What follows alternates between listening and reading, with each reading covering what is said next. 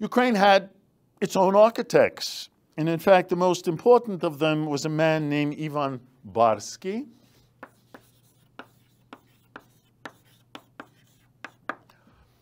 Ivan Barsky, best known for his structures built in the city of Kiev, the Trinity Church of St. Cyril Monastery, the belfry of the Church of St. Constantine and Helena, and that is the first illustration that you have on your packet. Also, the second illustration that you have, the pavilion-like Samson's fountain, or the Felicial. Also, for Barsky's contribution, together with another architect, Andrei Kvasov, in the completion of the Church of the Nativity of the Virgin in a town called Kozelets, which is your third illustration. Quintessential Baroque. Quintessential Baroque. Notice the undulation, the movement of the very facade. Now, besides Baroque, other architectural trends prevalent in Western Europe at the time, Neoclassicism and Rococo, also brought to Ukrainian lands by foreign architects, sometimes through Poland or directly from the rest of Europe, in particular Italy. In contrast to the movement and agitation of Baroque, we have the emotional restraint, greater simplicity of what is known as the neoclassical style, already becoming apparent in the main belfry, number 4 on your chart, the main belfry of the monastery of Kiev. So if you look at this belfry in the previous illustration, it's like night and day. One is full of movement, the other is staid and controlled and ordered. Quintessential neoclassicism. Also, the reconstruction of the Kiev Academy itself on illustration 5. You're looking at the side wing of it. Both, by the way, by a German architect named Johann Gottfried Schedel. So an example of foreign architects coming to Ukraine directly and working and building buildings. Now, on the other hand, we have the Rococo. Actually, it's a kind of offshoot of Baroque.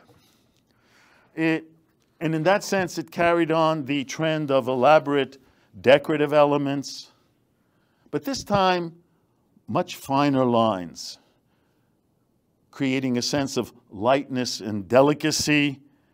And of course, you'll look at number 6, this technique being employed in some of the structures designed already by the native architect Barsky, but in particular in the work of an Italian architect that Catherine II sent to Ukraine, a man named Bartolomeo Francesco Rastrelli.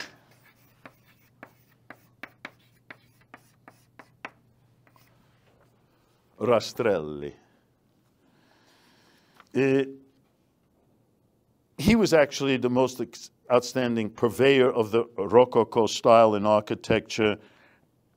And if any of you go to St. Petersburg, you see a quintessential 18th century town. Well, a lot of his architecture was done by this Rastrelli.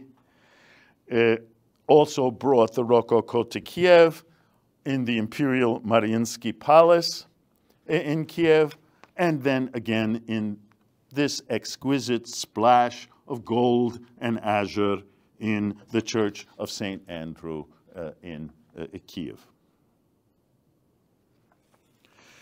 Now, the Baroque was even more prevalent in Western Ukrainian lands. We've been speaking about only Eastern Ukrainian lands then within Moscow. Our last lecture tomorrow will be on Western Ukrainian lands. And so I'll just mention here in terms of architecture, they, of course, were lands ruled by and in close proximity to the Roman Catholic cultural influence of Poland and neighboring Hungary, for that matter. And it is from this period that the proportionately massive, number 7 on your handout, Baroque St. George Cathedral in Lviv, also a city hall in Buchach, both by a German architect, Meretini, the Pochayev Monastery Church by another German architect, Gottfried Hoffmann, and in the very Italianate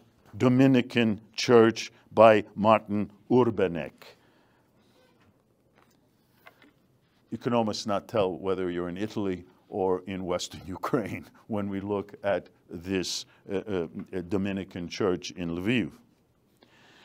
It's also from the farthest western edge of modern-day Ukrainian territory that a distinctly indigenous architecture arose, that of wooden churches. Now, to be sure, wood was always used for public and private structures.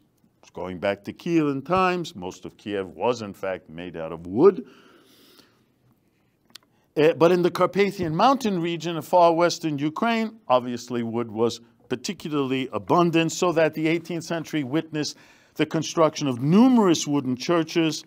These structures, though small in scale, still dot the landscapes of southern Galicia, as well as Transcarpathia, and even the Ruthenian inhabited area just across the border in northeastern Slovakia, 2 regions providing in a rustic setting quite elegant and subtle renditions of either the Gothic style or, for that matter, the Baroque style, but all in wood, as you see in the last of your illustrations, number 10.